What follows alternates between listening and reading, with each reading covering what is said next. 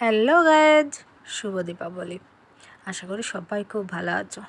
আর তোমাদের এবারে দীপাবলিটা কেমন কাটলো আমাকে কিন্তু কমেন্টস করে জানাতে একদম ভুলো না।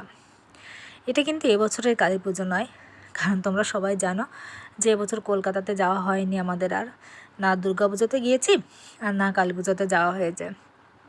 তো এটা হচ্ছে গত 1-2 বছর আগের। গত বছরও গিয়েছিলাম, সম্ভবত এটা গত বছরের। তো গত বছর যখন আমরা গিয়েছিলাম কালী পুজোর সময়, তো তখন এটা হচ্ছে গিয়ে সুভাষনগর, আমাদের সেই সর্বজনীন সুভাষনগরের যে কালী পূজাটা হয় সেটা ভীষণ সুন্দর, ভীষণ সুন্দর, ভীষণ সুন্দর। মানে কি বলবো, এদের যে কারুকাজগুলো ছিল, যে যারা মণ্ডপটা তৈরি করেছিল, এদের যে কারুকাজগুলো ছিল এত সুন্দর ছিল যে তোমাদের কি বলবো। দেখো এক একটা কাজ, এটা কিন্তু পুরোটাই কিন্তু তোমার থার্মোকল দিয়ে করা, এত সুন্দর করে মানে এগুলো করেছিল যে চোখ জুড়িয়ে যাওয়ার মতো। আর যদি রাতের বেলাতে হতো তাহলে আরও কতটা না সুন্দর লাগতো বলো।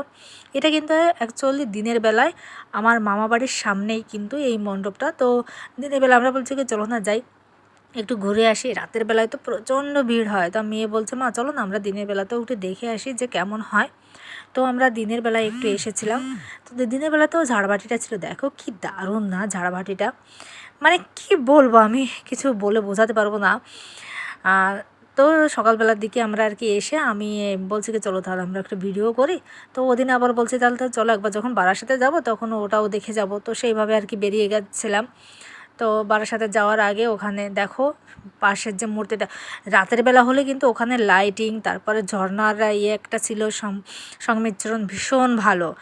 আরও এই যে কার্যগুলো ছিল এর সাথে যদি আরও লাইটিংটা হতো বলো রাত্রে, তাহলে আরও না কি দারুণ হতো। দিনের বেলায় এতটা সুন্দর, তাহলে রাত্রে আরও কতটা সুন্দর হতো লাইটিংয়ের সঙ্গে। ভীষণ মতলব ভীষণ ভীষণ ভীষণ সুন্দর। যারা দেখেছো তারা তো জানোই, আর আমরা যারা সাউথ ইন্ডিয়াতে থাকি, বাইরে থাকি, এরা এরকম কখনো দেখেনি। তো এদের কাছে চোখ জোড়ানোর মতো, এরা বলবে বাহ, জাস্ট ওয়াও, একটা শব্দ বের হবে। মানে এরকম মণ্ডপ দেখে, এরকম প্রতিভা দেখে শুধু একটা শব্দই বের হবে, জাস্ট ওয়াও।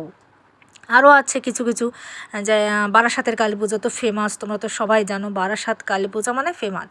তো আজকে শুধু এটা ছিল আমার সুভাষনগরের কালী পূজা নিয়ে। তো আগামী 2 দিন পরে আমি আমার যে কালী পুজোটা ছিল গত বছরের বারাসাতে, সেটা কিছুটা তুলে ধরার চেষ্টা করব। তো এবছর তো হয়নি, গত বছরটা দেখি আর তোমাদেরও দেখাই। তারপরও যদি ভালো লাগে তো কমেন্টস করো। আমার কিন্তু ভীষণ ভীষণ ভালো লেগেছিলো। আর এই বছরে কালী পুজোটা তো ভীষণ মিস করলাম, যেতে পারলাম না। কি করব, মেয়ের স্কুল ছিল, একদিনের ছুটি ছিল মাত্র, কি করে যাব বলো। তো মেয়েকেই গতদিন আমি দেখাচ্ছিলাম, যে মা মনে বলছে গতদিনের দেখাচ্ছিলাম, তো এটা পেয়ে গেছি তাই তোমাদের সঙ্গে শেয়ার করলাম।